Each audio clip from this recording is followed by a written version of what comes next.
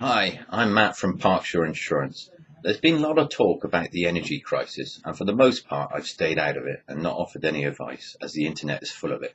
And if, like me and many others, you're fed up to the back teeth of hearing about it. Also, I want our YouTube channel to be full of generic advice that applies long term and not just for a crisis. But seeing as this one doesn't appear to be going anywhere anytime soon, I thought it time I offer what advice I can of keeping fuel and other energy costs down. Now, a lot of you will have received the government's cost of living rebate of £400, but for park homeowners, there was a worry that they would not qualify, and for some time they weren't even on the list. But I'm pleased to say that they are now, and you should by now have received your discounted fuel bills in line with others. Even holiday homeowners received the fuel rebate, which was a surprise for many, including the holiday homeowners, I bet. For many people struggling with rising energy prices, they might be tempted to simply switch the heating off. After all, we survived for many generations without central heating, so you could argue that central heating is a luxury. Please don't just turn your central heating off, as your insurance cover may be invalid if you do. Check your insurance cover if you don't believe me, as I'm sure you'll find there is a clause in there about escape of water and burst pipes, in that you won't be covered during the winter period unless either your central heating is left on and turned to a minimum frost setting labelled asterisk on your radiator, or your entire water system is turned off and drained down. Fairly easy to do in a holiday home, but not so easy on a residential park home. The absolute worst thing you can do is turn off your central heating and leave the water on. We've had a few over the years who've done this, and surprise, surprise, there's a frost and the inevitable burst pipe, and then a dispute about a claim not being covered, as they did the exact opposite of what the insurance company wanted them to do. Insurance companies don't come up with these clauses at a whim. They sometimes do it for your own protection, or to force you to do what you should be doing anyway. So if you're tempted to do this, either drain down completely, get it done professionally, which will of course cost you and negate any saving you may take, or leave on a minimum frost setting. Nothing in between. If you're really struggling, then talk to your supplier, who can offer advice and potentially put you on a preferred payment plan. It's in their own interest to look after you, so call them, particularly if you or a member of your household are classed as vulnerable. Fixed rate energy tariffs are as rare as hen's teeth at the moment, and would stop being offered as soon as the energy crisis started. But if you can, get yourself on a fixed rate energy tariff. You may pay slightly above the current rate, but any fluctuation in the energy pricing will not affect you. Anyone on a fixed rate during this crisis have nothing to worry about until their fixed rate tariff comes to an end. Then they're in for a big surprise. Again, you won't get one at the moment, but I try and make these videos for long-term advice, so when they are inevitably offered again, get yourself on the best one for you. Again, your energy provider will advise you on this. It's not much help when money is tight, but quite often a new boiler can make the world of difference, as the old one may not be as efficient as you would like, and will actually save you money in the long run. But you would have the initial replacement cost, and you would not see the return for a few years. If your boiler is 15 years old, it may be worth looking at a new one, particularly if favourable deals are around, as parts are harder to come by for the older boilers, so you may be looking at needing a new boiler if it breaks down anyway. Nice advice if you can afford it, but I know a lot of people cannot afford this option, so we'll have to make do with the other solutions.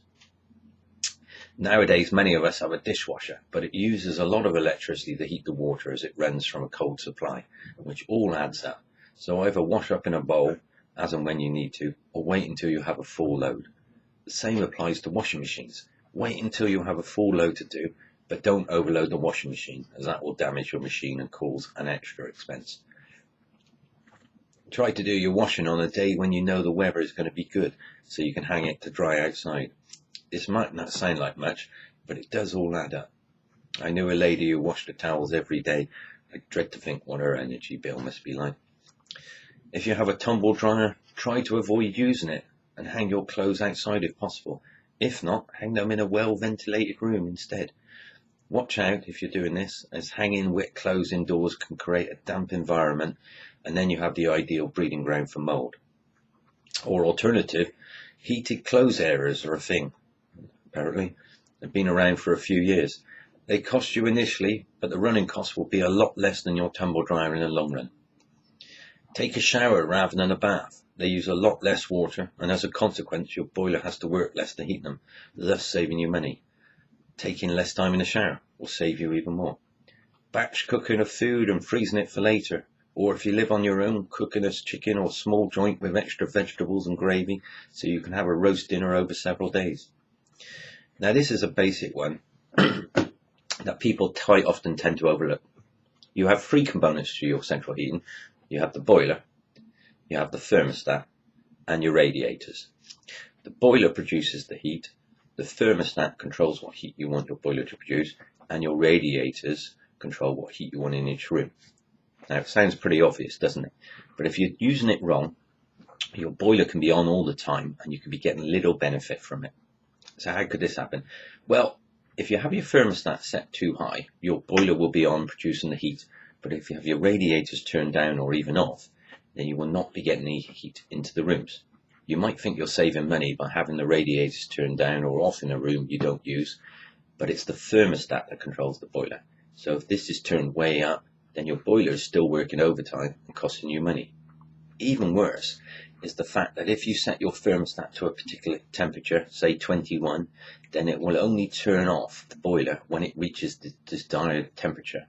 So if your radiators are too low or off, it will keep the boiler running until it gets to this target, which will be impossible if your radiators are turned down.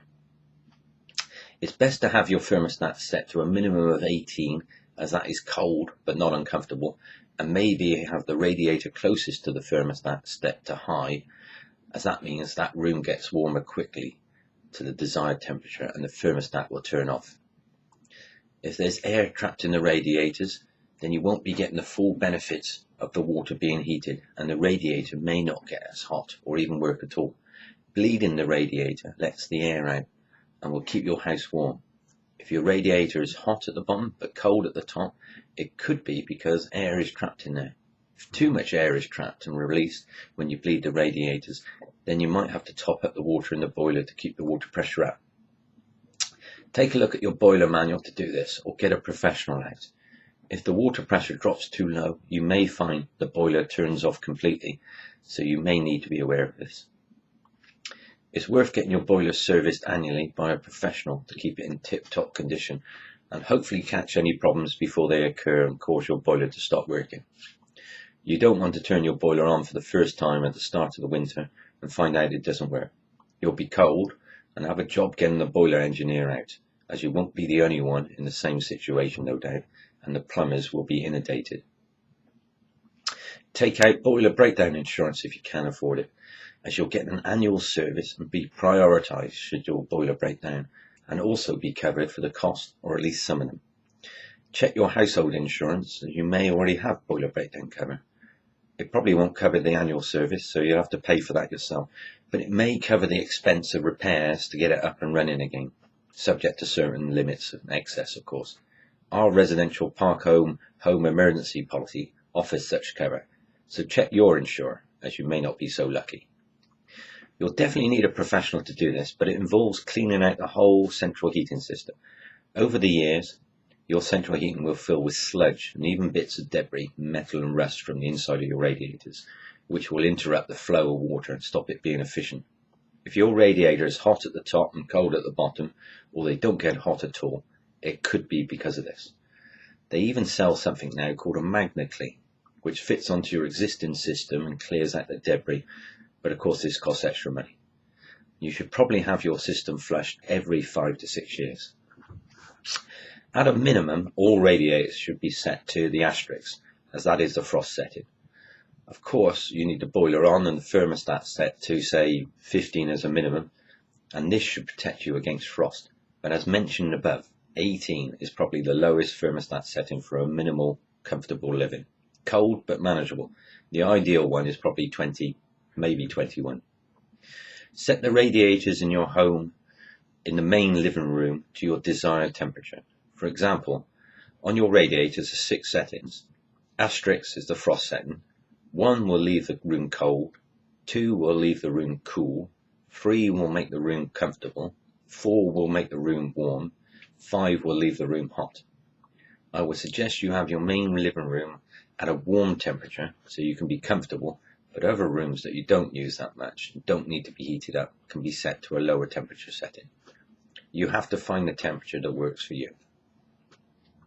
Other things that can block the heating coming into your room from the radiators: full length curtains might look good, but they can block the heat from the radiator, and if anything, direct the heat straight towards the window. Clothing, towels, and even cats on top of the radiators can likewise block the heat.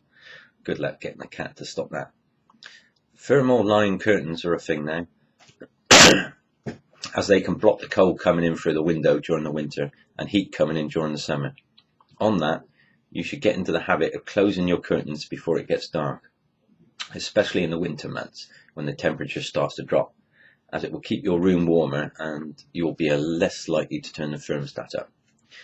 If you don't have it, consider getting double glazing, as it really can save you thousands in the long run, but of course it depends on what funds you have available.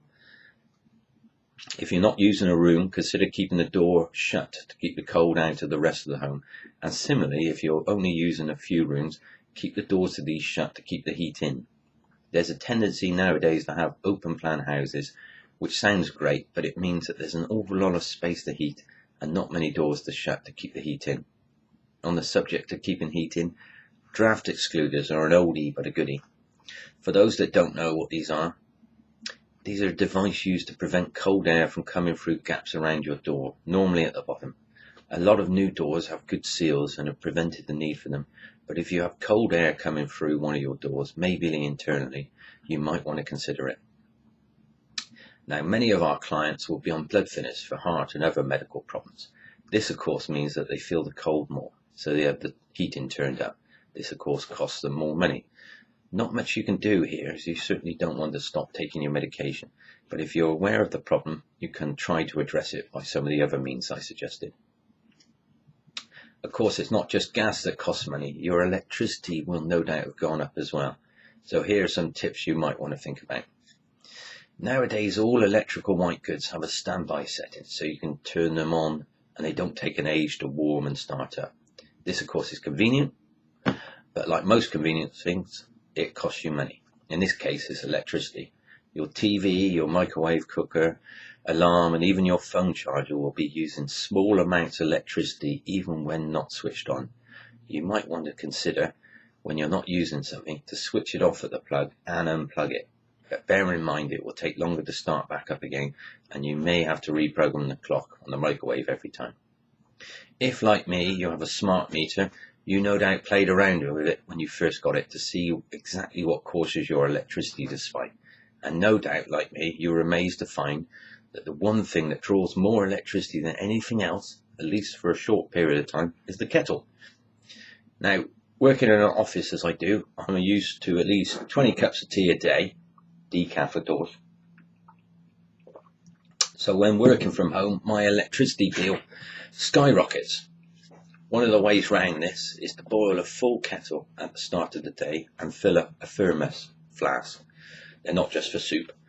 Filling up your thermos first thing means you don't have to boil the kettle so often, and therefore save yourself some money. Or if you don't have a thermos, only fill the kettle with the amount of water you need. Why fill the kettle right up, just for 1 cup? It might sound obvious, but turning the lights out can have a big difference. Not a huge difference, but it all adds up over the course of a year. So when you leave a room, don't forget to turn the lights off after you. Get energy-saving light bulbs or LED lights. They save a lot of electricity and produce the same amount of light. And finally, it may sound obvious, but dress warm. Wear layers to keep yourself warm, as they trap air between them and keep you warmer. And if you're warm enough, you can turn the central heating down and save some money. And that's it. I'm sure there's loads of other things you can do, but these are the ones I've thought of, which will hopefully help you not only during the energy crisis, but in general over the years to come. Please note, I'm not a professional when it comes to this, so if you follow any of this advice, you do so at your own risk. Call us to discuss this or obtain an insurance quotation on free phone number 0800 731 9583 or visit us at www.parksure.com. and keep an eye out for more Parksure top tips in the future. Take care.